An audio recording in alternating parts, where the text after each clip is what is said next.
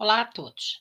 Como presidente da Comissão de Organização da Terceira Jornada Virtual Internacional em Pesquisa Científica, cujo tema é Sociedade, Cultura e Poder, que se realiza dos dias 13 a 17 de dezembro de 2021, gostaríamos de agradecer a participação de todos e convidá-los para assistir à conferência da doutora Paula Bessa, que tem como tema Sociedade, Patrimônio, Patrimônio e Sociedade. A doutora Paula Bessa é licenciada em História, variante de Arte e Arqueologia, da Faculdade de Letras da Universidade do Porto. Mestre pela Universidade de Lancaster, Reino Unido, e doutorada em História, área científica de História da Arte, pelo Instituto de Ciências Sociais da Universidade do Minho. É professora do Departamento de História do Instituto de Ciências Sociais da Universidade do Minho. Entre 2008 e 2010, foi diretora do curso de licenciatura em História da Universidade do Minho. Desde 2016, é diretora do curso de mestrado em Patrimônio Cultural.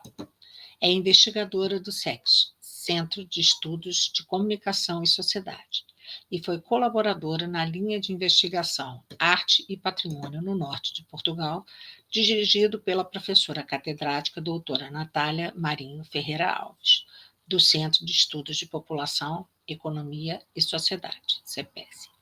É autora de múltiplos estudos, alguns dos quais são consultáveis online no repositório da Universidade do Minho e no academia.edu. Sendo assim, passo a palavra para a professora. Olá a todos, agradeço o convite da Comissão Organizadora e em particular da sua Presidente, doutora e mestre Maria de Lourdes Calainho. Cumprimento todos os presentes, organizadores e participantes, e vou dar então início à minha apresentação, que tem por título Sociedade e Património, Património e Sociedade. Nesta conferência procurarei refletir, por um lado, sobre como sociedades criam bens de cultura material que vão perdendo a sua eficiência e a atratividade, são transformados, ignorados, redescobertos, estudados por especialistas, valorizados e, finalmente, considerados património cultural. Esta reflexão usará como casos exemplificativos a pintura mural dos séculos XV e XVI em Portugal e o caso dos Paços Arcebispais medievais de Braga. Por outro lado, nesta conferência propomos que a redescoberta por especialistas de bens de cultura material do passado e a atribuição por eles de um valor patrimonial a estes bens, se verdadeiramente quisermos a sua preservação, tem que os devolver, digamos assim, às populações que os circundam e que com eles convivem cotidianamente, para que conheçam as razões por que são considerados valiosos. Ora, então vejamos.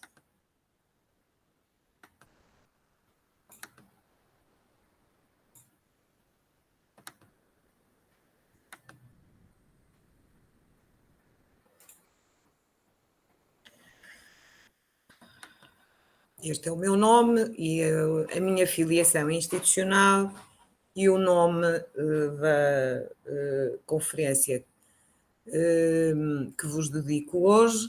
E de um lado vêm várias fotografias de pinturas murais, todas no norte de Portugal, e do outro os Paços Arcebispais de Braga, na sua totalidade, de várias épocas, incluindo aqui em baixo imagens da sua aparência atual, no caso dos paços medievais. Em Portugal, nos séculos XV e XVI, generalizou-se a prática da pintura mural. No caso da Arquidiocese de Braga, a documentação que sobrevive, particularmente as constituições sinodais, que fixavam as regras a cumprir na Arquidiocese de Braga, mostram-nos que no século XV o estado de conservação da maioria das igrejas, paroquiais ou monásticas, deveria ser bastante deplorável.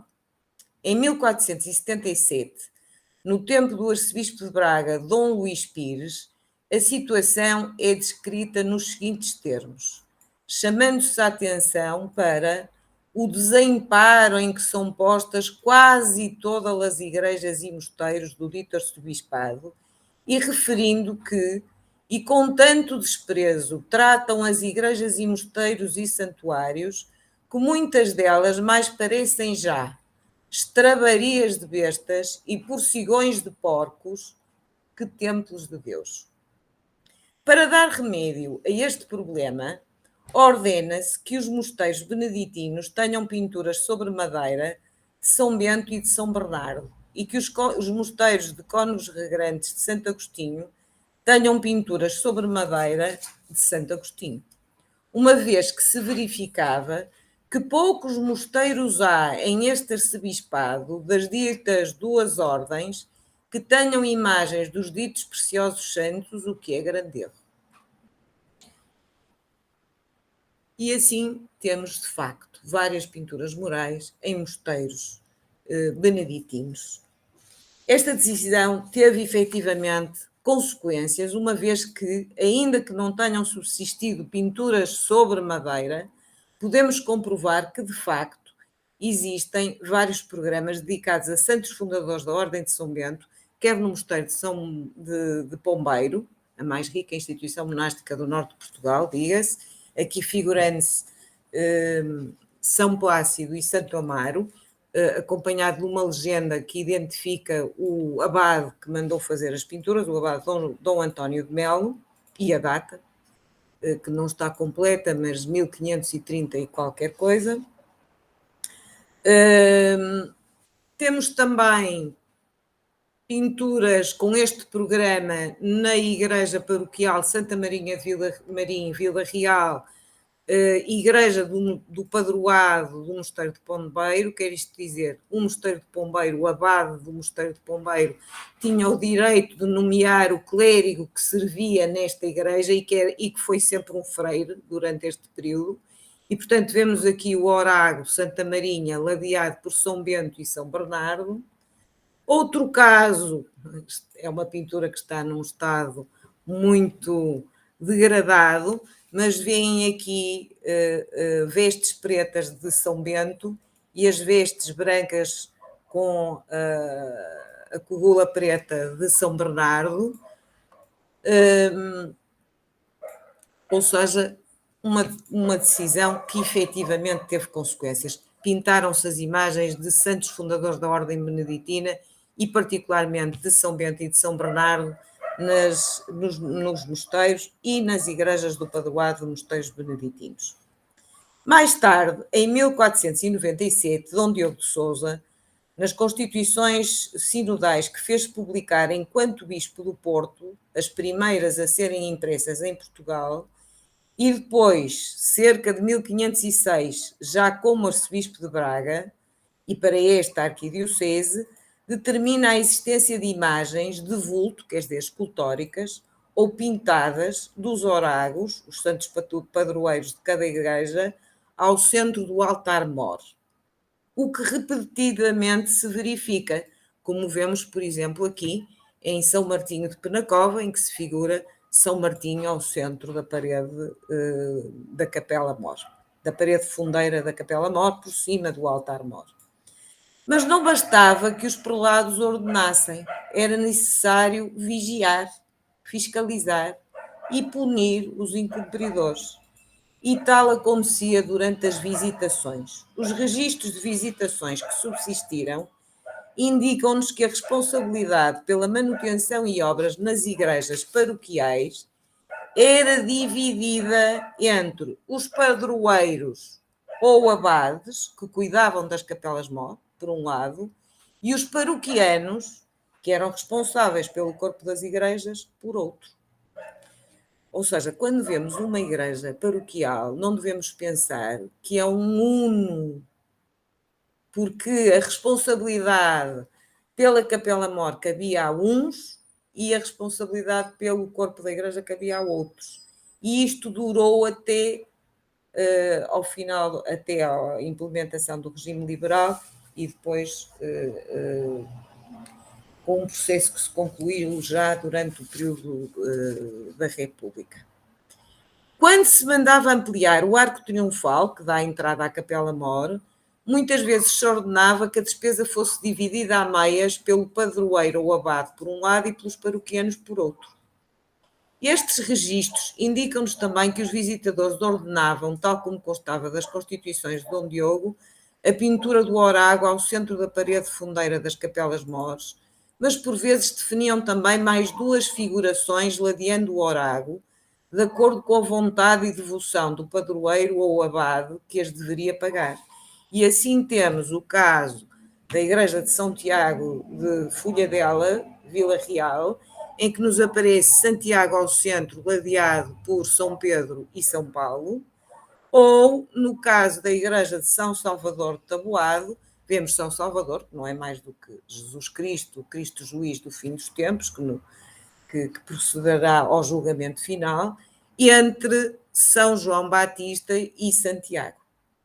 Aos paroquianos, os visitadores sistematicamente mandavam que figurassem o Calvário, acompanhado por Nossa Senhora e São João Evangelista, no topo do arco triunfal, e santos nos quais tivessem maior devoção de cada lado do arco triunfal sobre os chamados altares de fora ou altares colaterais, como acontece na Igreja de São João de Catão, e vem aqui a crucifixão com Nossa Senhora e São João Batista no topo do arco triunfal, e de cada lado, de um lado, do lado do Evangelho, vem a Virgem com o menino coroada por anjos, e do outro lado, três santos, certamente da devoção dos paroquianos, Santa Luzia, São Sebastião e Santa Catarina de Alexandria.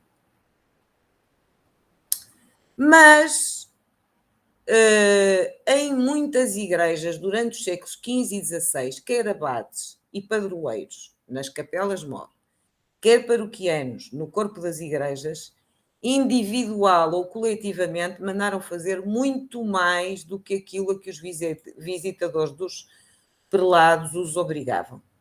E então temos uma série de programas, temos aqui a pintura do arco triunfal da Igreja de Santiago de Folhadela, com a crucifixão no topo do arco e santos de devoção, São Bartolomeu a prender o diabo do lado do Evangelho e São Pedro do lado oposto, e São Sebastião, vê-se aqui um bocadinho do São Sebastião, e temos então estes programas extensos, neste caso da Capela Mor de Santa Leocádia de Montenegro, é um programa que ocupa todas as paredes da Capela Mor e que representa todas estas cenas, a visitação, a anunciação aos pastores, a circuncisão, a apresentação do menino Jesus no templo, a purificação de Nossa Senhora, o massacre dos inocentes, a fuga para o Egito, sendo que muitas destas cenas correspondem a momentos do calendário litúrgico.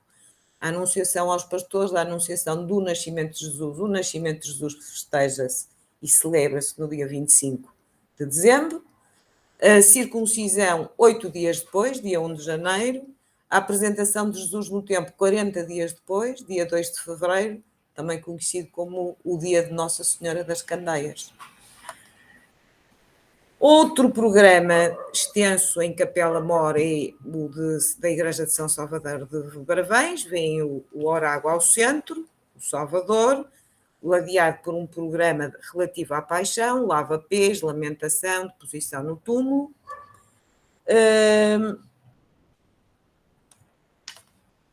E também programas encomendados pelos paroquianos, como aqui um programa dedicado à paixão, a última ceia, a deposição da cruz, a ressurreição. Este outro na mesma igreja, numa fase posterior, com a natividade, a adoração dos Reis Magos ou a Epifania e a apresentação do menino Jesus no templo, a purificação de Nossa Senhora. Na nave de Nossa Senhora da Azinheira do Outeiro Seco, um vastíssimo programa, muito mais vasto do que aqui posso mostrar, mas aqui resolvi selecionar uma série de pinturas relativas ao programa da Paixão de Cristo e, finalmente, também duas pinturas relativas à Paixão de Cristo, a oração de Jesus no horto e a prisão de Jesus no horto, na nave da igreja de Santa Marinha de Vila Maria. Os programas de pintura mural desempenhavam um papel decorativo, que certamente contribuía para enobrecer os espaços, mas como se poderá depreender do que dissemos, as determinações de Dom Luís Pires e de Dom Diogo evidenciam que a preocupação central destes prelados foi a de que se disponibilizassem imagens de santos de especial devoção monástica e paroquial. Ou seja, estas imagens constituíam-se como focos de devoção, de práticas devocionais. Frequentes vezes, programas que ultrapassam as exigências que referimos parecem testemunhar a necessidade de figurações acompanhando especiais momentos do calendário litúrgico, como já vimos, durante os quais se lembravam passos da vida da Virgem ou de Jesus, como a Natividade, o Nascimento de Jesus e por aí adiante. Muitas vezes, programas mais extensos parecem indicar-nos que o encomendador pretendeu propor um discurso ainda mais complexo, por exemplo, contrastando o pecado e o inferno com o céu e a corte celeste, centrada na Virgem da Piedade, ou, por exemplo, exaltando a virtude salvífica da humildade. Deveremos, portanto, olhar para estas pinturas percebendo que as suas motivações são primeiramente de caráter religioso, para além da importância do seu impacto como enriquecimento decorativo. A ação dos dois prelados que referimos evidencia a sua vontade de que se cuidassem os espaços das igrejas. Prelados subsequentes, especialmente no que diz respeito às igrejas paroquiais, continuarão a tomar medidas no sentido de reservar as igrejas para funções exclusivamente religiosas, o que não acontecia, proibindo outros usos destes espaços que correspondiam a práticas muito antigas, documentadas pelo menos desde o reinado de Dom Pedro I. De facto, o uso de igrejas para atos de justiça, incluindo a criminal, conselhos, audiências, no seu interior, no interior das igrejas e nos seus adros, mesmo aos domingos e dias de festas, estão documentadas pelo menos desde este reinado de Dom Pedro I. Por exemplo, no artigo 31 do livro 2, título 5, dos artigos que foram acordados em Elvas entre El-Rei Dom Pedro e a cleresia. Este artigo esclarece-nos sobre a reação daqueles que eram admoestados pelos prelados e pelos seus vigários e excomungados, e diziam e que respondiam a essas punições da seguinte forma: tais sentenças não as queriam guardar. Antes diziam palavras de desfazimento da Santa Igreja que lhes era de escusar, a saber, que excomunhão não quebra o osso e que o vinho não amarga ao excomungado. Assim, o arcebispo de Braga e infante Dom Henrique, filho do rei Dom Manuel I, irmão do rei Dom João III, nas constituições sinodais para a arquidiocese de Braga de 1538, não só continua a proibir que nas igrejas se realizassem, vejam, jogos, momos, cantigas, bailes, comedorias, recolhimentos de pão e vinho, lã, linho e de outros frutos e dízimos nas igrejas,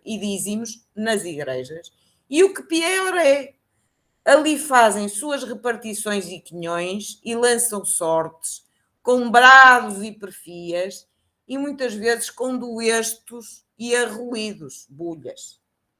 Mas também reconhecendo que os juízes seculares, com pouco acatamento, fazem audiências nas igrejas e nos seus cemitérios, ouvindo aí os feitos cíveis e também crimes, e então proíbe que nem os procuradores advoguem, nem os escrivães escrevam, nem façam publicamente contratos de vendas dentro das igrejas e dos cemitérios, compras, trocas, aforamentos, nem as escrituras delas, nem feiras, nem mercados, nem câmaras, consistórios ou conselhos.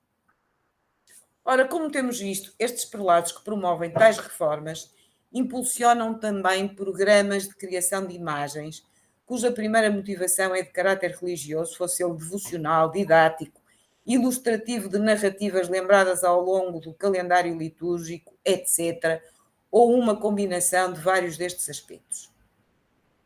Depois da grande reforma da Igreja Católica Romana, que se espelha nas decisões do Concílio de Trento, que termina em 1563, se mantiveram muitas preocupações comuns a prelados anteriores, agora as medidas que se procuram impor voltam-se também para outras questões, como o decoro, a qualidade das imagens e a veracidade das histórias figuradas. Se olharmos para as constituições sinodais publicadas logo a seguir à última sessão do Concílio de Trento, continua a regulamentar-se o uso das igrejas para os acusados de crimes, a proibir-se audiências seculares, feiras, almoedas, comedorias, bailes, jogos, representações teatrais sem autorização do bispo, armazenamento de rendas e dízimos nas igrejas, corridas de touros nos adros e a venda ou penhora de ornamentos e bens da igreja. Tais matérias constam das Constituições de Lamego de 1563, das de Miranda do Douro de 1565 e ainda das do Porto de 1585. No entanto, os itens relativos a estas questões, que às vezes reproduzem determinações de constituições anteriores, na sua maioria tendem a ser abordados de forma mais sumária, o que sugere que estes problemas, ainda que não tivessem sido totalmente erradicados, estavam em vias de resolução. Nas Constituições de Lamego de 1563 decide-se que, da publicação desta nossa Constituição em diante, haja em cada igreja do nosso bispado as coisas seguintes sem nenhuma delas faltar, a saber, altar firme e consagrado, quer dizer que não havia em todas, não é? Ou pedra d'ara consagrada nele, retábulo pintado ou imagem de vulto bem composta. Já nas Constituições de Miranda do Douro, 1565, as preocupações com as imagens existentes nas igrejas adquirem outro teor. Porque em muitas igrejas do nosso bispado achamos muitas imagens e pinturas de santos tão mal pintadas que não tão somente não provocam a devoção a quem as vê, mas antes dão matéria de rir. E outras, por exemplo, um tipo de figurações que vai desaparecer são as figurações de Adão e Eva porque estão nus e davam matéria de rir.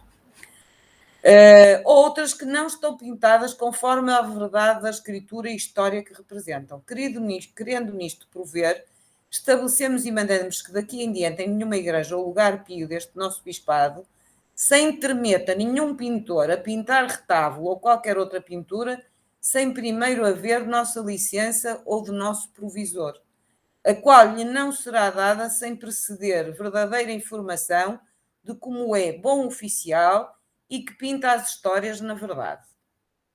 E mandamos aos nossos visitadores que nas igrejas e lugares pios que visitarem façam exame das imagens e histórias que já estão pintadas e as que acharem apócrifas, ou seja, não correspondendo aos textos bíblicos, mal ou indecentemente pintadas ou envelhecidas, as façam tirar dos tais lugares e que em seu lugar, sendo necessário, se ponham ou pintam outras bem feitas e como deve ser. E o pintor que o contrário fizer e quem o mandou fazer, havemos por condenado cada um em 1000 réis para a sé e meirinho. E aplicamos as penas deste título, a metade para as igrejas onde acontecer e a outra a metade para o meirinho ou pessoa que as requerer e acusar. Mais tarde, 21 anos depois, as Constituições do Porto, de 1585, reforçam ainda o estabelecido nas de Miranda, cuja redação partilhavam até aqui quase palavra por palavra. E para que as imagens se façam, pintem e vistam com honestidade e decência conveniente aos santos que representam, mandamos aos pintores e a quaisquer outros oficiais que não façam ou pintem imagem alguma de santos ou santas, de modo algum que não seja usado e recebido comumente na igreja. E tendo nisso qualquer dúvida, venha primeiro comunicar connosco ou com o nosso provisor ou vigairo, sob pena de excomunhão e 2000 réis para obras pias e meirinho. E os abades, reitores e curas as não consentirão de outra maneira em suas igrejas ou lugares pios de suas freguesias, nem se vistam e ornem com vestidos emprestados que hajam de tornar a servir em usos profanos e que não sejam de feição e cor em que se possa notar indecência alguma. O que principalmente e com maior cuidado cumprirão nas vestiduras, toucados e cores das imagens da Sacratíssima Virgem Maria Nossa Senhora, porque assim como depois de Deus não tem igual em santidade e honestidade, assim convém que sua imagem sobre todas seja mais santamente vestida e ornada.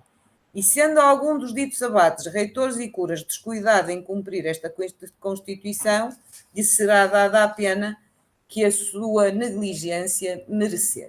Na verdade, se nas Constituições de Lamego de 1563 bastava cautelar que retábulos e imagens de vulto fossem bem compostas, nestas Constituições de Miranda e do Porto manifestam-se duas novas preocupações.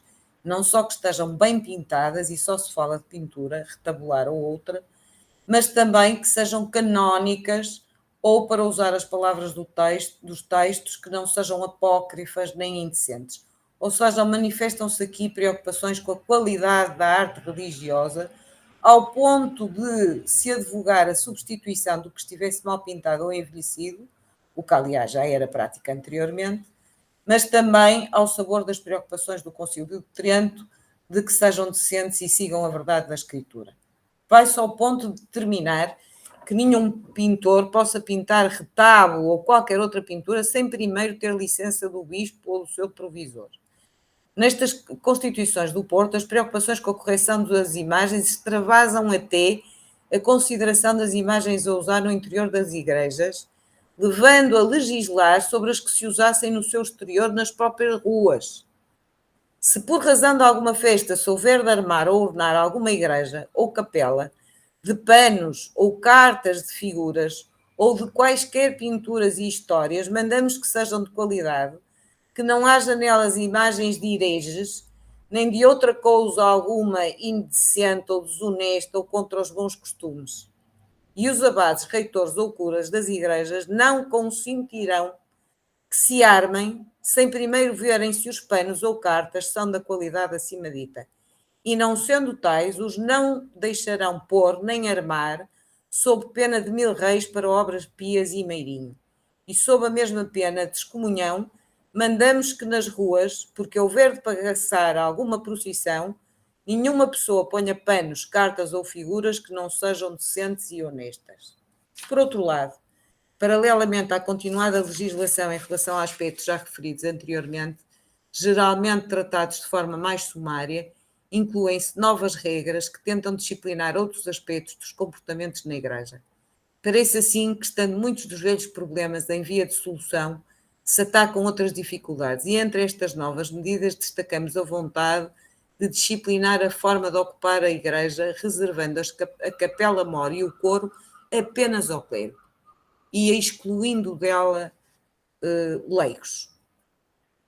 A pintura mural, que como a expressão indica se faz sobre um muro, implica uma íntima associação entre a imagem religiosa e decoração, uma vez que há necessidade de limitar o campo da pintura figurativa, com molduras, por exemplo, e ou de articular as figurações com a extensão da parede sobre a qual se colocam, fingindo um rodapé de azulejo, um pano, um retábulo, pétreo em madeira, uma loja, uma janela, por exemplo. E então temos programas ilusionistas, como aqui, em que o São Tiago da Deganha aparece enquadrado por uma série de padrões que aparecem quer nos tecidos, quer nos couros lavrados, nos guadamecis, ou este programa ilusionista na igreja de Santa Marinha de Vila Marim, em que se pintam nas paredes laterais portas que efetivamente não existiam, mas que davam a ideia de que havia compartimentos anexos. Daqui estão a vir a sair da porta um acólito com as galhetas para a celebração eucarística. Por exemplo, aqui temos uma imitação de um retábulo. Nesta igreja de Santiago de Folhadela temos uma imitação de um retábulo. Aqui, em Santo Isidoro, Marco de Canaveses, temos uma figuração de uma janela. Em vez da parede românica de granito nu, O que aqui aparece é um janelão que deixa ver Santos, o Santo Isidoro que estava no local da fresta, e de que ainda existe um vestígio nesta igreja, e de cada lado Nossa Senhora com o Menino e Santa Catarina de Alexandria. Ao longo do tempo foi mudando o entendimento do decoro nas figurações, especialmente durante e depois do Concílio de Trento, concluído em 1563, e claro, foi mudando o gosto, e veio o apreço pelos grandes retabos de talha, primeiro ao gosto maneirista, depois barroco, rococó, neoclássico, e as pinturas murais, consideradas velhas, foram calhadas ou deixadas escondidas atrás dos retabos, e assim permaneceram, até despertarem o interesse de estudiosos de arte nos finais do século XIX e, sobretudo, o de Virgílio Correia, professor de História da Arte da Universidade de Coimbra, que, nos inícios do século XX, depois de uma viagem à Itália, durante a qual desfrutou da imensa riqueza da produção fresquista italiana, regressando a Portugal, resolveu investigar se haveria tal tipo de património, de pintura mural, entre nós. E descobriu que sim. Foi atrás de retabos, ver se havia alguma coisa e identificou uma série de pinturas murais. E a verdade é que desde então, desde os finais do século XIX e dos inícios do século XX, investigadores têm continuado até hoje em busca de programas de pintura mural, a proceder ao seu estudo e, consequentemente, valorização, e multiplicando-se também as intervenções para o seu restauro. Em suma, o que é que aconteceu aqui com a pintura mural? Necessidades e circunstâncias de uma época, ou genericamente poderíamos dizer, uma sociedade, proporcionou a produção de bens de cultura material, neste caso, ao qual demos atenção, pinturas murais, que foram perdendo relevância, preteridas em favor de outras produções, como os retábulos pintados e depois os retábulos de talha, seguindo sucessivas correntes de gosto, passaram a ser consideradas velhas, desvalorizadas, esquecidas e, séculos envolvidos, redescobertas por especialistas e valorizadas enquanto património artístico e cultural. Vejamos agora outro caso. Desta vez no âmbito da arquitetura, o dos espaços arcebispais medievais de Braga. Supondo que a maioria dos que hoje veem os antigos espaços arcebispais de Braga, hoje pertence da reitoria da Universidade do Minho e albergando a Biblioteca Pública de Braga, pensa que o que vê sempre esteve assim ao longo dos séculos. Mostro-vos o que podem ver hoje. Este é o Largo do Paço, este aqui é o Largo do Paço, esta praça, muito emblemática no Centro Histórico de Braga.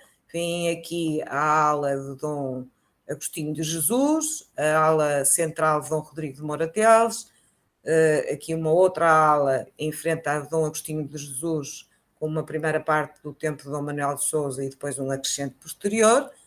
Vem o magnífico Palácio Rococó de Dom José de Bragança e vem hoje os espaços medievais que estiveram na origem de todo este complexo com esta configuração. Só que o que havia dos espaços de Dom José de Bragança era isto. E o que havia dos espaços medievais era isto, podendo talvez ver-se um bocadinho deste corpo transversal, que lhes é transversal.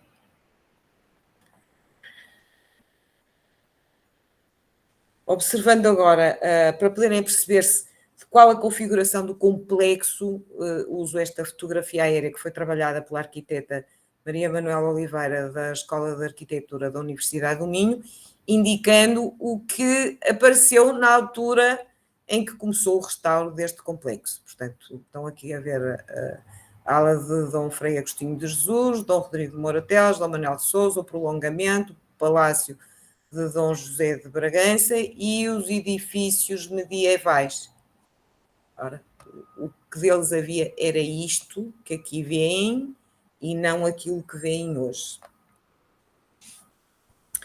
Quando nos anos 30 do século XX a Direção-Geral dos Edifícios e Monumentos Nacionais, DGEMN, aí foi chamada a intervir, ou dos edifícios medievais, ou nada se via, ou muito pouco. Na verdade, a consideração das fotografias da DGEMN e da Casa Alvão anteriores à intervenção que veio ocorrer logo nos anos imediatamente após 1930, leva-nos a concluir que apenas estavam em razoável estado de conservação, estes que estão a ver agora, os edifícios voltados à Rua do Soto, estando as fachadas da ala de Dom Agostinho de Jesus e de Dom Rodrigo de Moura Teles rebocadas, como veem na fotografia da esquerda, o que não acontece hoje, e estando a lógia de Dom Frei Agostinho de Jesus entaipada, do passo de Dom José de Bragança, após o incêndio de 1866, restava apenas uma parte razoável da ala mais próxima, restava a ala mais próxima da Rua do Souto, uma parte da ala central e muito pouco desta outra ala. Os edifícios nas traseiras, como veem aqui, portanto, estão a ver da ala central do Palácio Rococó de Dom José de Bragança, restava isto, peço desculpa, e da ala seguinte apenas isto. Os edifícios nas traseiras da ala de Dom Rodrigo de Moura Teles e a ala paralelos encontravam-se rebocados, como veem, profundamente alterados ao longo dos séculos, o que tinha resultado em fachadas cujos vãos, janelas e portas, alguns entaipados, não seguiam sequer nenhuma ordem compositiva. O que aí se encontrava, este edifício, poderia ser descrito como um conjunto esteticamente lamentável, ou, para usar uma expressão inglesa, without rhyme nor reason, sem poesia e sem razão. Em grande medida, não era sequer possível, vendo-os exteriormente a partir das janelas das traseiras da ala de Dom Rodrigo de Moura Teles, perceber que se tratava de corpos edificados ainda durante o período medieval. Como veem, quem diria que atrás deste edifício estava qualquer coisa de medieval. Na verdade, o seu aspecto correspondia ao documentado pelo mapa de André Soares da segunda metade do século XVIII. Estão a ver aqui. Isto que aqui está é isto que aqui está nas primeiras décadas do século XX. Isto é, estes edifícios assim estavam pelo menos desde a segunda metade do século XVIII. Ao longo de cerca de 200 anos assim estiveram, pelo menos. Ou seja, foram esquecidos. Como se vê na fotografia, a este conjunto de edificações ligava-se perpendicularmente uma ala, que está aqui apontada com esta seta a vermelho, uma ala por rebocar, sendo por isso provável que esta ala, anteriormente ao restauro, fosse mais facilmente identificável como sendo de origem medieval, originalmente de gosto gótico. Para se proceder à consolidação do edificado, a primeira tarefa a realizar pela Direção-Geral dos Edifícios e Monumentos Nacionais teria que ser a do levantamento dos rebocos para se poder avaliar o estado de solidez ou não das construções. Então, temos aqui o que aparece com o apeamento dos rebocos, em duas fases sucessivas. E eu chamo a atenção para esta seta vermelha que indica uma janela e não uma porta. Atualmente está lá uma porta, que aliás já a veem aqui.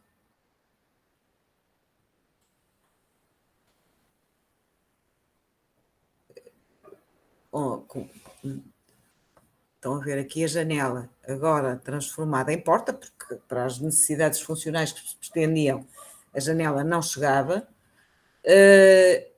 E veem que aparece ali, indicado por esta seta que acabou de aparecer, uma torre com ameias. São as únicas ameias que apareceram quando se retirou o reboco. Uma outra imagem, esta é a torre com as poucas ameias, 3 completas e 3 incompletas, e as traseiras dessa torre.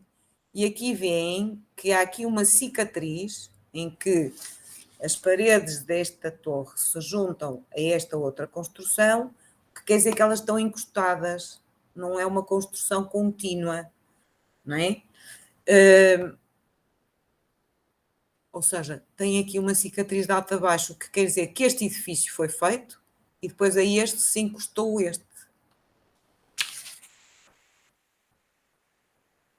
Ora, ao retirarem-se os rebocos, como vimos, descobriu-se à saciedade que o edifício, sem aparentemente qualquer interesse estético nas traseiras da ala de Dom Rodrigo de Morateles e a ele paralelo, era afinal um conjunto edificado de origem medieval ao qual se associava o edifício que lhe era perpendicular, também medieval.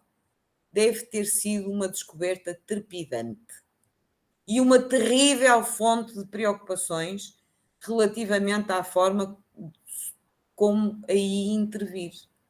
Como é possível avaliar, pelos sucessivos desenhos, tentativas de projeto, de tratamento destas fachadas, cada um correspondendo a uma etapa da reflexão sobre como intervir relativamente a este conjunto de edifícios.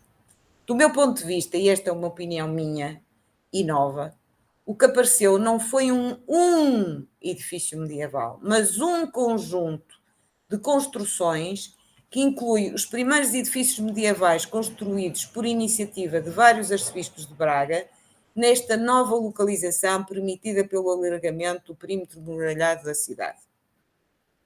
Considero que, depois de levantados os rebocos, o que aqui apareceram foram 3 torres, construídas em diferentes e sucessivos momentos, e também o corpo que lhes é perpendicular, um anexo residencial, onde se encontra hoje no piso térreo o chamado Salão Medieval. A primeira torre a ser construída deverá ter sido da responsabilidade do arcebispo Dom Gonçalo Pereira, arcebispo de Braga entre 1326 e 1348, aproveitando, como já referi, o alargamento do perímetro muralhado da cidade para norte.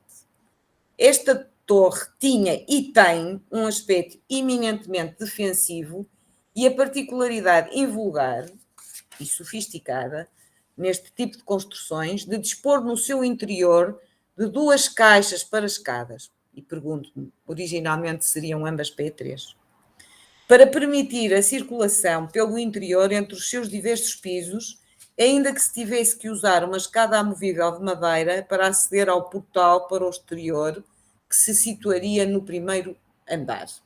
Originalmente, e de acordo com o caráter defensivo militar da construção, sublinhado pela presença de ameias, não haveria portas no piso térreo, o que se comprova pelo facto de as portas que atualmente existem serem posteriores à construção da torre. Por exemplo, a porta que aqui vem, esta porta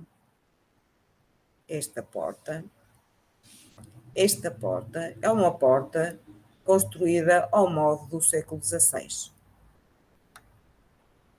Não é?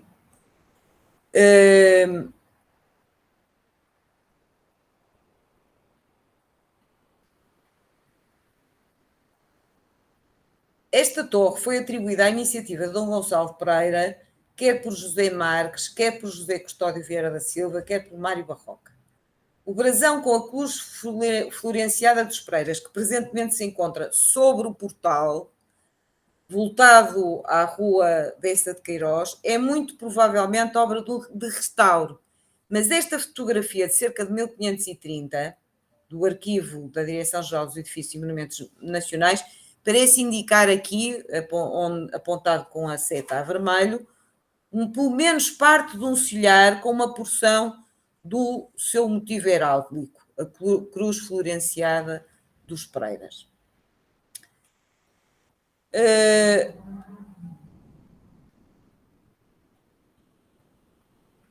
E aqui veem que na torre que se lhe junta, posterior, também só tem porta ao nível do primeiro andar e por isso houve necessidade de criar uma escadaria para acesso, em pedra, muito mais tarde. Como Mário Barroca tem demonstrado nos seus estudos sobre domos fortes, quer isto dizer, casas fortes, nas suas torres o portal encontrava-se ao nível do primeiro andar, o piso térreo, que assim ficava fechado para o exterior, destinava-se a armazenamento. O primeiro piso podia servir como aula, ou seja, a sala onde o senhor recebia, e Dom Gonçalo era arcebispo, mas também senhor de Braga, e o piso mais elevado era aquele em que se situava a sua câmara, os seus aposentos privados, o seu quarto, digamos assim, o seu espaço de dormir. O coroamento da torre de uma casa forte era feito com ameias e elementos que possuíam uma enorme carga simbólica. Eram mesmo, de entre todos os componentes da construção, aqueles que se revestiam de maior simbolismo. Na realidade, a documentação da época revela-nos que as ameias ou merlões se assumiam como principal indício para se classificar uma construção civil como fortificada. Um indício muito mais importante do que a forma turriforme da construção, o facto de ser construída em pedra ou de poder ter fosso em seu redor. A avaliar, como diz Mário Barroca, a avaliar pela subsistência desta torre e das anexas, o que parece ter acontecido é que Dom Gonçalo Pereira e mais tarde outros dois arcebispos optou por construir uma domus fortis e não um paço propriamente dito. O que, assim ser, é uma demonstração de que este arcebispo e dois dos seus sucessores reconheciam uma forte necessidade de se defender. Como Mário Barroca tem demonstrado, nas domus fortis, a este tipo de torre estavam associadas outras construções, como, por exemplo, um anexo residencial complementar de planta retangular, podendo incluir no piso térreo uma ala ou sala nobre mais ampla e no primeiro andar mais amplos aposentos privados ou câmaras. Estes anexos residenciais podiam ser construídos adoçados à torre ou separadamente dela. As domus fortis incluíam ainda cozinha, separada da torre, para evitar incêndios, e capela.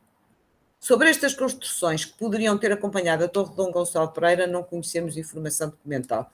De resto, o que é mais vulgar é ter substituído a torre e não as restantes construções anexas. O que justificaria a opção do arcebispo Dom Gonçalo Pereira de construir uma domus fortis, uma casa forte, uma casa fortificada. O período durante o qual Dom Gonçalo Pereira foi arcebispo de Braga, 1326 a 1348, não foi isento de dificuldades.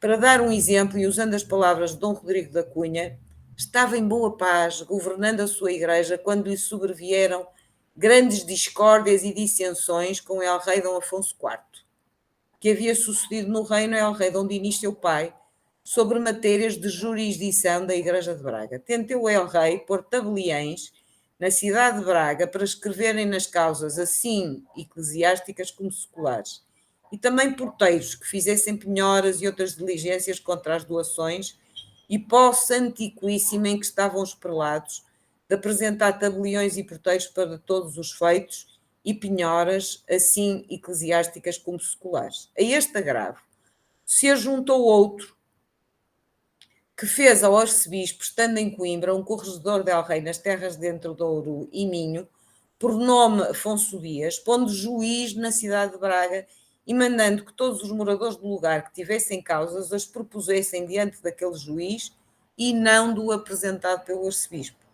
E passando mais adiante, entrou na cidade e mandou publicar correição nela, e que todos os que tivessem queixas dos oficiais da justiça fossem a eles que os proveria. Assim vemos o próprio rei Dom Afonso IV a desafiar os direitos de jurisdição dos arcebispos de Braga, e particularmente os de Dom Gonçalo Pereira, que era o arcebispo de então. Estes são apenas alguns exemplos das dificuldades que Dom Gonçalo teve que enfrentar e que podem justificar que tivesse construído uma domus fortis, dispondo de uma torre com capacidade defensiva para nela se recolher e nela se defender ativamente em caso de necessidade. O reconhecimento da possibilidade de necessidade de defesa de caráter militar levou, aliás, Dom Gonçalo, quando mandou construir a sua capela funerária, a dotá-la de torre defensiva. Mais tarde, foi construída uma outra torre, adoçada à de Dom Gonçalo Pereira, uma segunda torre, Estão a ver aqui a cicatriz assinalada a vermelho da junta entre uma e a outra. As mesmas necessidades de defesa militar continuariam a sentir-se, o que é testemunhado pelo facto do portal para o exterior estar colocado ao nível do primeiro andar e mais tarde, e para facilitar o acesso a este edifício, como já vimos anteriormente, foi construída uma escada exterior pétrea com vários patamares. Foi ainda construída uma terceira torre, primeira, segunda e terceira, uma terceira torre,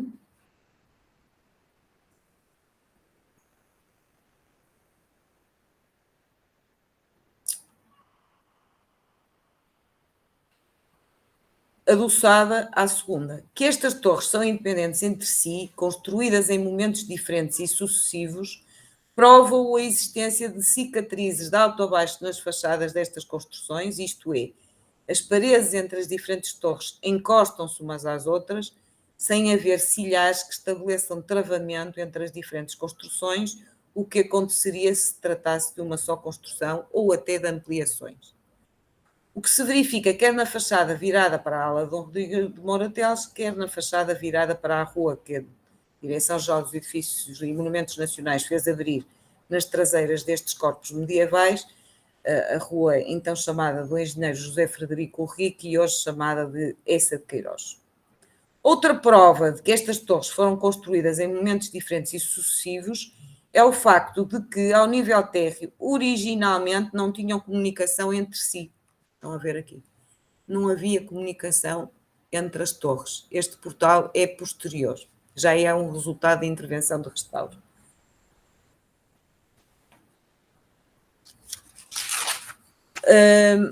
Como se pode comprovar nesta planta, relativa ao piso térreo, e note-se que esta planta já reflete obras de restauro, como se comprova pelo facto de se figurarem estas arcadas que estavam aqui no anexo residencial e que foram trasladadas para este jardim. Ou seja, os pisos deste anexo residencial eram em madeira, eram sobrados de madeira, precisavam, como o vão é muito grande, era preciso haver aqui estes arcos para suportarem os vigamentos do pavimento de madeira, e quando se fez o restauro, como se pretendia pôr o arquivo neste edifício, os andares superiores foram desmontados para colocar uma placa de betão para defender o que ia estar no arquivo histórico do fogo.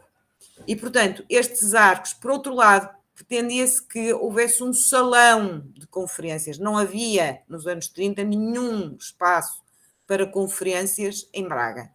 E pretendia-se que este espaço fosse um salão de conferências, o que é hoje conhecido como salão medieval. E, portanto, estes arcos eram um empecilho.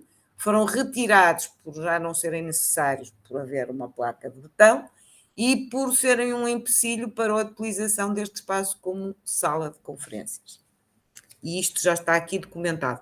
Ainda não há porta entre a Torre 3 e a Torre 2, já há uma entre a 2 e a 1, que não existia inicialmente, e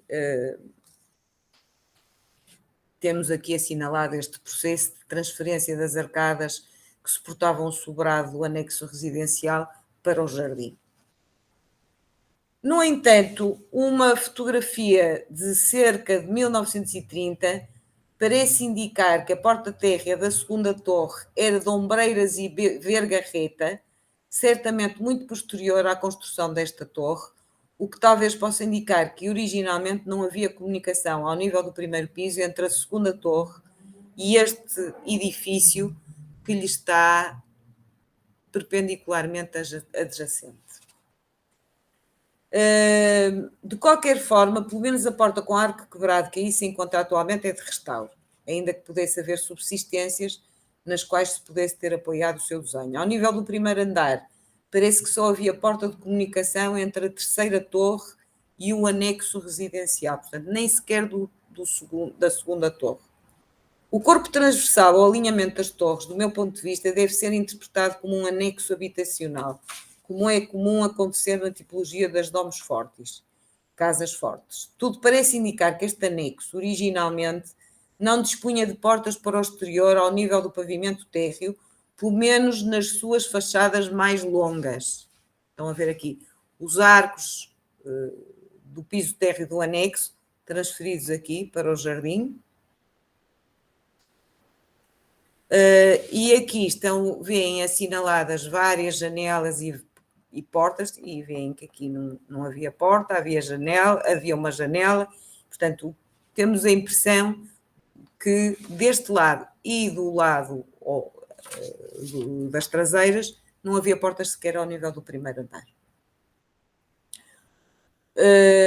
A este nível,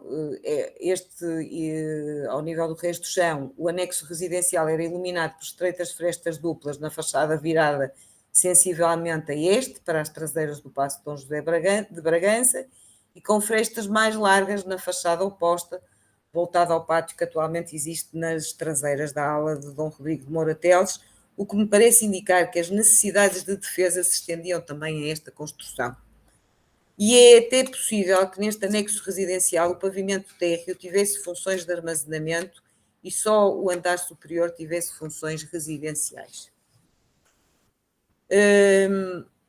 Porque terão 3 arcebispos de Braga mandado construir 3 torres e o anexo habitacional que subsiste seguindo a opção da arquitetura residencial nobre das casas fortes? Na verdade, talvez nos baste seguir a história eclesiástica dos arcebispos de Braga, escrita por Dom Rodrigo da Cunha, arcebispo e senhor de Braga, primário das Espanhas, impressa em 1635, para nos apercebermos de que a partir do arcebispado de Dom Gonçalo Pereira, ao longo do restante século XIV e ainda ao longo de grande parte do século XV, poderia dizer-se que os arcebispos de Braga que aqui residiram e passaram mais tempo tiveram que ter o báculo pastoral numa mão e a espada na outra. Como já vimos, Dom Gonçalo teve que defender os seus direitos jurisdicionais como senhor de Braga, mas participou também em vários episódios de caráter militar, ajudando o bispo do Porto, Dom Vasco, quando em 1336 entraram pelo reino, com ordem de Dom Afonso XI de Castela, Dom Fernando, Rui de Castro e Dom João de Castro, roubando e desbaratando quanto achavam, com muita soldadesca, até chegarem à cidade do Porto, fazendo em todos os lugares por onde passavam o estrago que podiam, sem os vencidos terem resistência. Dom Gonçalo participou também na famosa Batalha do Salado, vencida em 1340. Mais tarde, quando o infante Dom Pedro, na sequência do assassinato de Dona Inês de Castro, com a gente que tinha e com outra que houve de Dom Fernando de Castro e de Dom Álvaro Pires, irmãos de Dona Inês e de seus parentes, entrou com mão armada pelas comarcas de Entre Douro e Minho e Trás-os-Montes, nos lugares que eram del rei Dom Afonso IV, fazia grandes roubos, mortandades e danos, sem perdoar a nenhum Estado, clero, nobreza e povo, que não fossem seus partidários, se o entende-se, ia marchando com grande poder contra a cidade do Porto, quando acudiu com muita pressa ao nosso arcebispo, Dom Gonçalo Pereira, a quem el rei tinha encomendado aquela praça a meter-se nela com muita gente de armas. E porque a cidade do Porto não era ainda cercada de muros como agora é, ou seja, de muralhas, o arcebispo, para melhor a defender, a cercou de maneira que pudesse defendê-la, determinando antes de morrer que entregá-la. Respeitava o infante Dom Pedro ao arcebispo, tinha-lhe grande aflição, porque sabendo que estava dentro na cidade, por lhe não arriscar a vida e honra, não quis pôr-se de cerco ao Porto, e se foi. Dom Rodrigo da Cunha, no entanto, chama a atenção para o seguinte: estas eram as obras que na guerra em serviço do seu rei e de sua pátria fazia o nosso prelado. Não eram menores as que na sua igreja e cidade exercitava, porque aquela enriqueceu de ornamentos, a igreja, e esta ilustrou com edifícios. Outro arcebispo, Dom Lourenço Vicente, arcebispo entre 1374 e 1397, desenvolveu uma importante ação pastoral descrita por ele próprio, dirigindo-se ao Papa Urbano VI. Obrigou esta vossa criatura a viver honestamente, a muitos clérigos que nem de nome conheciam a honestidade. Vive-se já agora com religião em muitos mosteiros de São Bento e cônegos garantes de Santo Agostinho, a que se perguntassem antes de que regra eram, nem saberiam responder. Pela pregação desta vossa criatura, o arcebispo Dom Lourenço Vicente, sabem os mais profundos mistérios de nossa Santa Fé, os que nem seus primeiros princípios até agora sabiam. Esta e outras atitudes de reforma já lhe valeriam com certeza inimigos. Mas Dom Lourenço, tentando pôr ordem nos rendimentos da mitra, os rendimentos do arcebispado dos quais dispunham os arcebispos, para além de disciplinar o dião e o cabido, foi mais longe. Tirou o Beatíssimo Padre esta vossa criatura de mãos de poderosos, que mal e indevidamente lhes retinham e comiam, entre mosteiros, igrejas e prazos de grande valor, mais de 1000, que já hoje possui a Igreja de Braga, ainda que não sem contradição. A muitos dos mesmos nobres, que com pretexto de padroeiros levavam colheitas, jantares, pensões, foros, agasalhando-se nas igrejas, quer dizer, habitando lá, acolhendo-se lá, tiranizando os seus caseiros e alegando para o fazerem posse memorial, tirou dela e os obrigou com censuras a não pedirem ou reterem o que não era seu e nem lhes pertencia. Ou outros que, por sua autoridade particular, faziam penhoras nos bens das igrejas e mosteiros, levando-lhe cruzes, cálices e outras peças do serviço dos altares, espancando, ferindo e prendendo os abades e reitores, que se porventura se punham em resistência, assim atemorizou e enfriou com penas e castigos que de todos desistiram de tantos e tão manifestos sacrilégios. Seria fácil imaginar as consequências destas ações reformadoras deste arcebispo, mas nem precisamos de o fazer, porque o próprio arcebispo as descreve ao sumo pontífice Urbano VI. Porém, Santíssimo Padre, foram inumeráveis os perigos em que por este respeito se viu esta vossa criatura. Em todas as partes via a morte diante dos olhos. Em todas o buscavam os que se tinham por ofendidos. De dia, de noite, no público, no secreto, em casa, em fora dela, como poderei mais exagerar? Nos sagrados altares onde se busca e participa a vida, aí era eu buscado para a morte.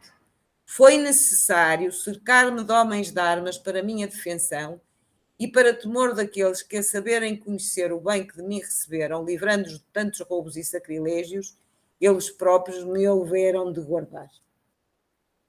Dom Lourenço Vicente precisou de se rodear de homens de armas que lhe eram necessários em todas as horas, em todos os locais, até em casa, o que parece justificar a necessidade que a sua casa tivesse caráter defensivo do ponto de vista militar. Terá sido ele o responsável pela construção de alguma das duas torres mais tardias, da segunda ou da terceira? Queixas contra o arcebispo Dom Lourenço feitas ao rei Dom Fernando resultaram no facto do rei retirar ao arcebispo a jurisdição de Braga após uma devassa para a qual tinham sido nomeados como visitadores Dom Pedro Tenório, bispo de Coimbra e bispo eleito de Toledo, e Vasco Domingos, chantre de Braga, que se fizeram acompanhar por Lopo Gomes, Meirinho Mor, entre Douro e Minho. Estes entraram em Braga em 1377, sendo o Papa Gregório XI, com muita gente de armas, tudo resultando na deposição do arcebispo, confiscação dos seus rendimentos e ocupação de Braga por Lopo Gomes. Tendo, entretanto, morrido o Papa Gregório XI, um novo pontífice, Gregório VI, nomeou como juiz deste caso Dom João, cardeal de Santa Sabina, que anulou todas as sentenças e custas anteriormente aplicadas. Só em 1381 pôde o arcebispo Dom Lourenço Vicente reunir sínodo no jardim de seus passos, no qual se tornou pública esta nova sentença. Após a morte do rei Dom Fernando I, Dom Lourenço Vicente tomou o partido de Dom João, mestre de Avis, juntamente com Dom João da Zambuja, então bispo de Coimbra, e o chanceler mor João das Regras. A quando do cerco de Lisboa por Dom João I, Dom Lourenço Vicente tomou a seu cargo preparar os navios e galês. Esteve presente nas cortes de Coimbra de 1385. Participou de múltiplas formas na Batalha de Aljubarrota. Ouviu a confissão de Dom João, deu-lhe o Santíssimo Sacramento, comunicou ao exército as indulgências do sumo pontífice Urbano VI, que este concedia aos que lutassem contra os cismáticos, os castelhanos seguiam o antipapa Clemente VII, tendo levado uma grande cutilada na face durante a batalha, da qual se foi depois curar a Nazaré, pela grande devoção que tinha a Nossa Senhora da Nazaré, e logo dando morte ao agressor. Dom Martim Afonso Pires da Charneca, ou de Miranda, arcebispo de Braga entre 1398 e 1416, também acompanhou Dom João na Batalha de Aljubarrota. Para além disso, fez no tempo das guerras com Castela muitas e muito notáveis entradas pelo reino da Galiza. Mais tarde, correspondendo à vontade do rei Dom João I, renunciou ao senhorio da cidade de Braga, mas com muitas exceções, das quais destacamos as que dizem respeito aos passos. Todos os oficiais, de qualquer ofício que fossem, seriam obrigados a fazer, refazer e reparar os passos arcebispais, trazendo em seus carros ou às costas madeira, pedra, cal e outras achegas necessárias. Relativamente a Dom Fernando da Guerra, 1416-1467, sobre o qual os estudos mais profundos se devem ao professor José Marques, para além das informações reveladas por este historiador relativamente às obras que mandou fazer nos passos e às quais nos referiremos mais adiante, queremos desde já lembrar que Dom Rodrigo da Cunha recordava que lavrou nos passos a sala que chamam de São Giral e mandou pintar no forro e paredes dela a vida do santo, de quem era devotíssimo. Lavrou mais a casa grande que chamam do Ouro, como mostram suas armas. Mesmo um arcebispo como Dom Luís Pires, arcebispo de Braga entre 1468 e 1480, estamos a chegar aos finais do século XV, que a avaliar pelas suas constituições sinodais se via a si próprio centrado em enormes responsabilidades no campo da ação pastoral, religiosa, se viu envolvido em conflitos armados. De facto, logo no título 1 das suas constituições, apresenta-nos as suas primeiras preocupações e a gigantesca tarefa de reforma pela qual se sentia responsável. Grandes clamores e querelas do povo de nosso arcebispado continuamente ressoam nas nossas orelhas do desamparo em que são postas quase todas as igrejas e mosteiros do dito arcebispado, por causa dos negligentes reitores e beneficiados que se ausentam e não queiram fazer residência pessoal nos seus benefícios, igrejas, como são obrigados, mas assim como mercenários e não pastores, veem o lobo vir sobre as ovelhas e fogem, desamparando-as e deixando-as ao lobo, assim como se nelas parte não tivessem, e virando-lhes as costas, fazem como se não as conhecessem, não as convidam para os dons e floridos prados dos santos sacramentos, de tal maneira que há já em muitos lugares os fiéis cristãos vivem como pagãos, que por grande maravilha sabem já o que é missa, nem confissão, nem comunhão. Nem um bispo como Dom Luís Pires,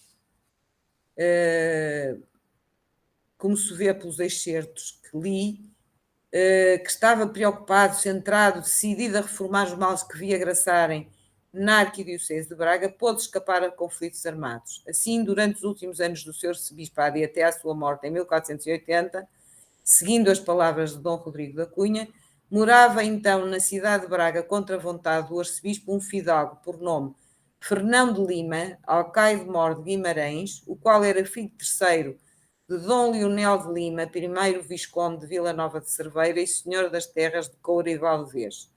Seus irmãos estavam aparentados com todos os fidalgos mais poderosos.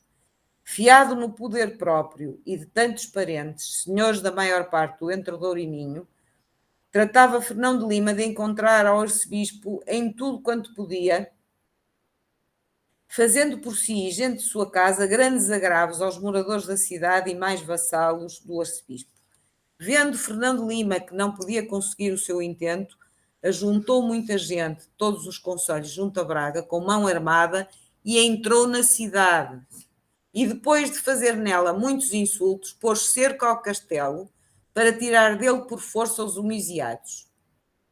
Creio que estes excertos são suficientemente demonstrativos das necessidades de defesa de caráter militar com as quais se viram confrontados muitos dos arcebispos de Braga ao longo do século XIV e ainda durante a maior parte do século XV, e que poderão ter justificado a construção de domos fortis, que deveriam incluir também anexos residenciais, visíveis no mapa de Browne, que não vou poder mostrar nesta conferência, dos quais sobrevive aquele onde no andar térreo e depois de retiradas as arcadas que suportavam o sobrado do primeiro andar, se criou o espaço de auditório que hoje conhecemos como salão medieval. Sabemos também que Dom Fernando da Guerra foi responsável por obras nos passos. E estão a ver agora um slide em que se mostra uma janela cruzetada que existe na terceira torre, e se esta janela cruzetada se baseia em subsistências, e não é apenas de restauro, esta janela cruzetada condiz com uma datação do século XV. Na verdade, estas janelas cruzetadas também as há quatrocentistas, por exemplo, no Paço dos Duques de Bragança, em Guimarães.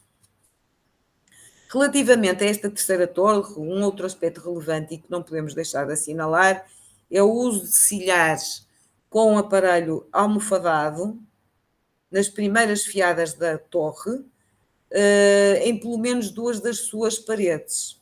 O aparelho almofadado foi muito usado na construção romana e creio que aquilo de que se trata aqui é de reutilização de silhares romanos, o que nos leva a pensar que no século XV, em Braga, ainda devia haver considerável quantidade de construções romanas para pilhar, como se poderá verificar pelo facto dos silhares almofadados não terem sempre a mesma altura porfiada, obrigando a equilíbrios engenhosos, por exemplo, estão a ver aqui, ao uso das rolhas para fazer aqui.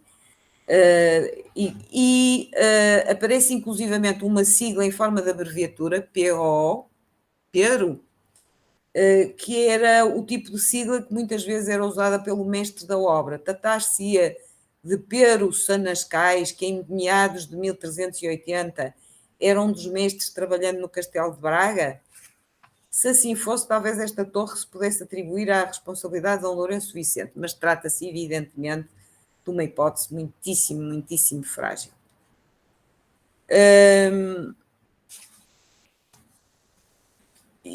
Entretanto, eu resolvi comparar as siglas que aparecem nestes espaços medievais com siglas das capelas funerárias dos vários arcebispos de Braga.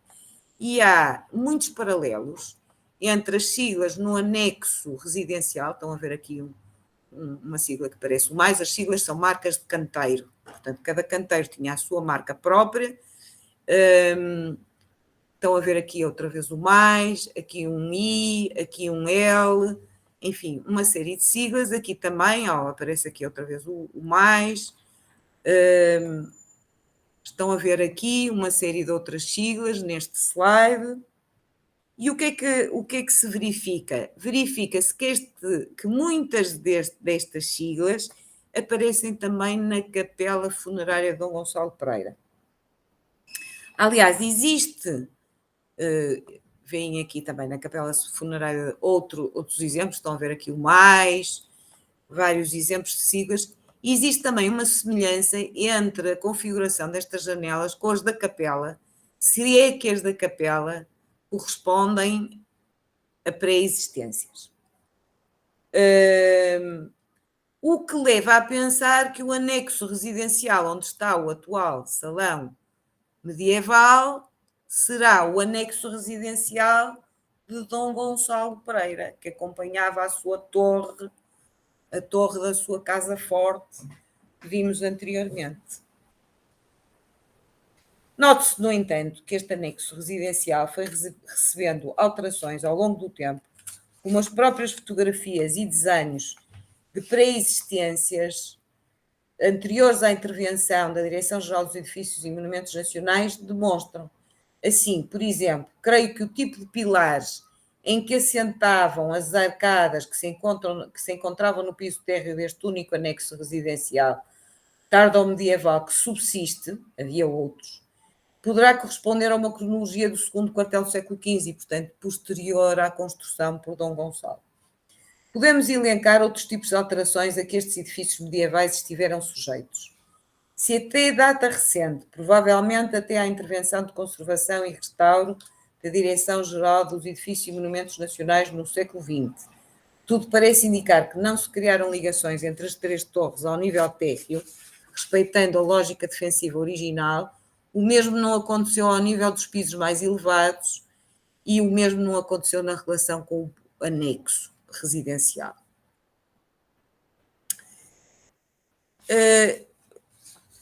Eu gostaria de dizer umas palavras sobre, porque tendo visto o que havia e o que está, podem-me perguntar que lógica presidiu a este restauro. E eu gostaria de dizer umas palavras sobre isso, não sei se é adequado.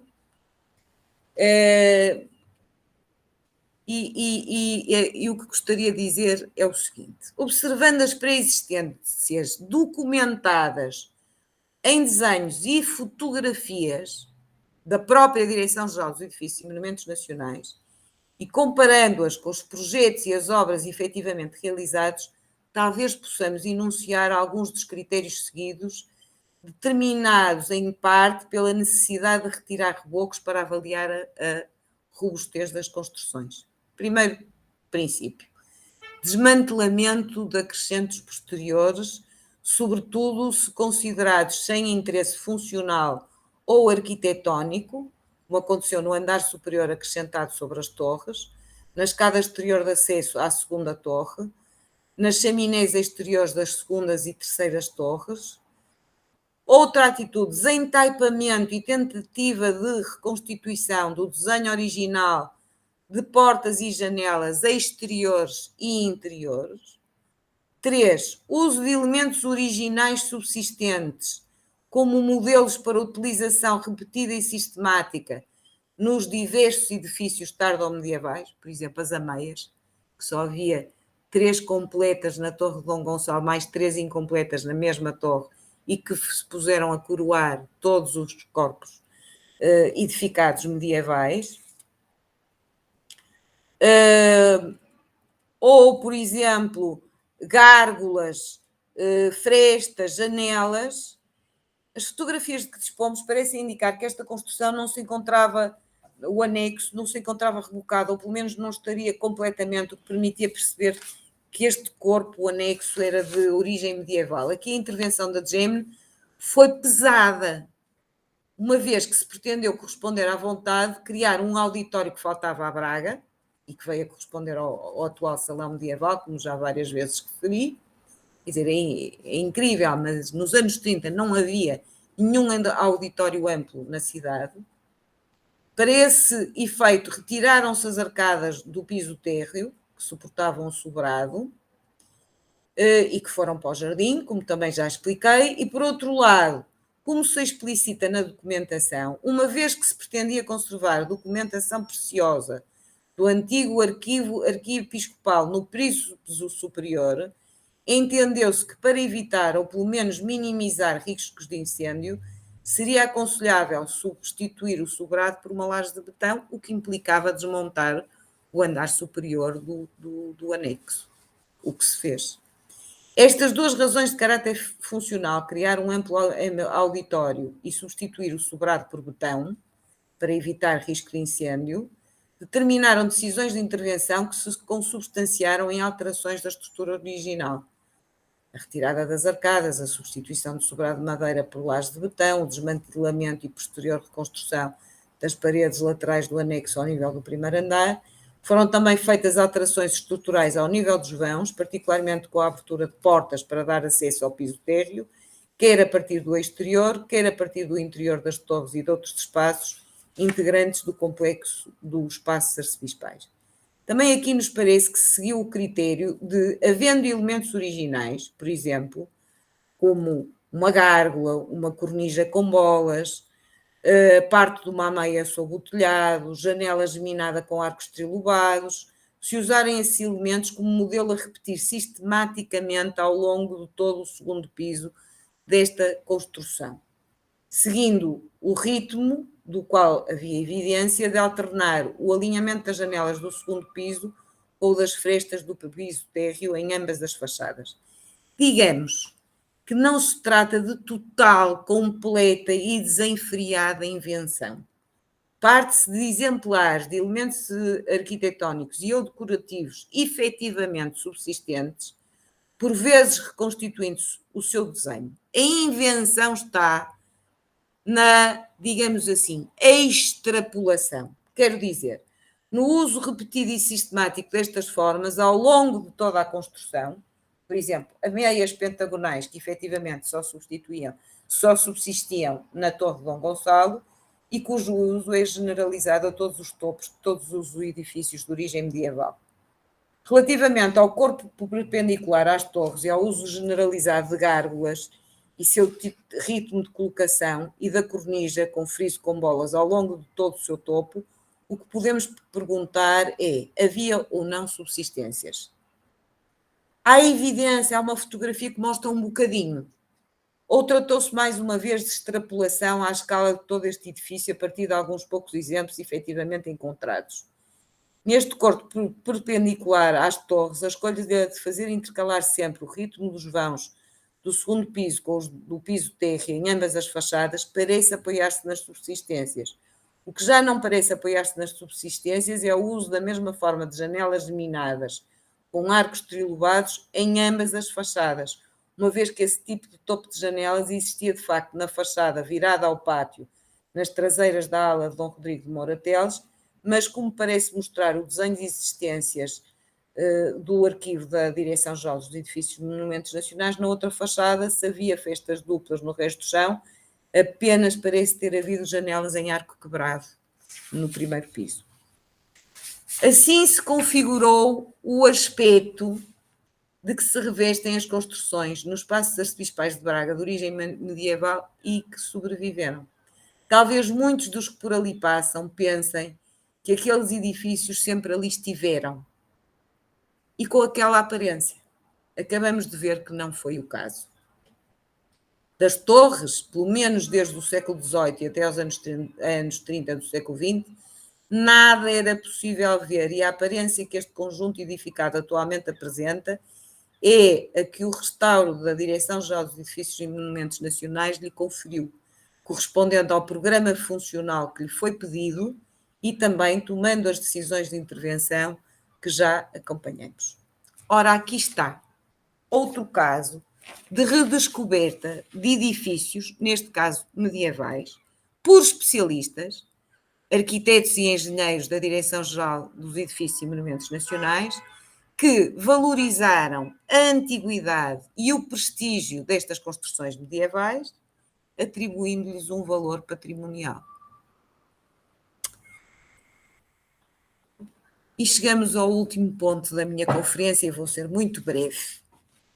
Será que os transeuntes, os que passam por ali, que veem e convivem com as pinturas murais ou com os espaços arcebispais de Braga, sabem qual a sua antiguidade, os reconhecem como testemunhos documentais de épocas remotas que importa preservar?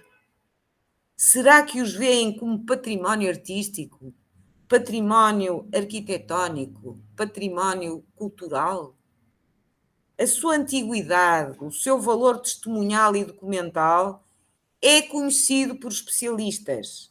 A atribuição de valor patrimonial foi feita por especialistas. E a população, e até os visitantes e turistas em geral, que sabem eles disto? Qual a sua participação neste processo?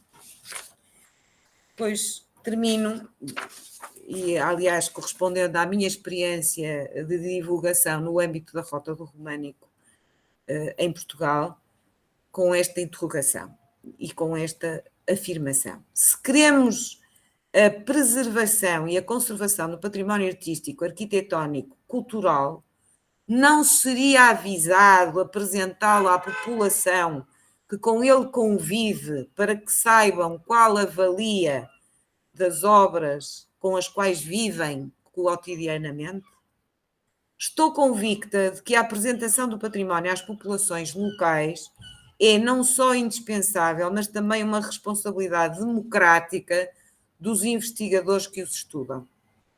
Que, claro, devem usar uma linguagem simples para explicar o que estas obras a que atribuem valor patrimonial são, por que razão as consideram importantes, por que razão estão classificadas como património cultural ou são consideradas como património cultural e, portanto, por que razão são dignas de ações de conservação e de preservação. Muito obrigada pela vossa atenção. Até breve. Mais uma vez, agradeço muitíssimo a presença da doutora Paula Bessa, reafirmando o enorme prazer que é ouvi-la. A terceira Jornada Internacional em Pesquisa Científica é uma realização do Conjugare, Centro Português de Apoio à Pesquisa Científica e à Cultura, e conta com o apoio da editora Cravo. O Conjugare é uma entidade que reúne pesquisadores de diversas áreas de conhecimento ligados a instituições de ensino e pesquisa em todo o mundo. Com sede no Porto, a missão do Conjugare é a promoção do ensino e pesquisa e da comunicação e divulgação científica, articulando a produção da comunidade acadêmica com as demandas sociais para o desenvolvimento. Nossos projetos conjugam ações sociais, culturais e científicas que são entendidas como um tripé importante para a formação de uma sociedade crítica e com bem-estar. A pandemia do Covid-19 evidenciou como meio possível de comunicação o diálogo virtual, que o Conjugare abraçou através das jornadas virtuais internacionais em pesquisa científica, possibilitando a partilha de projetos, conhecimentos e experiências entre pesquisadores das mais diversas partes do mundo. O conhecimento transforma e isso nos motiva. Gostaríamos de agradecer a participação de todos e convidá-los para assistir a todas as comunicações e conferências no canal Conjugare do YouTube. Muito obrigada.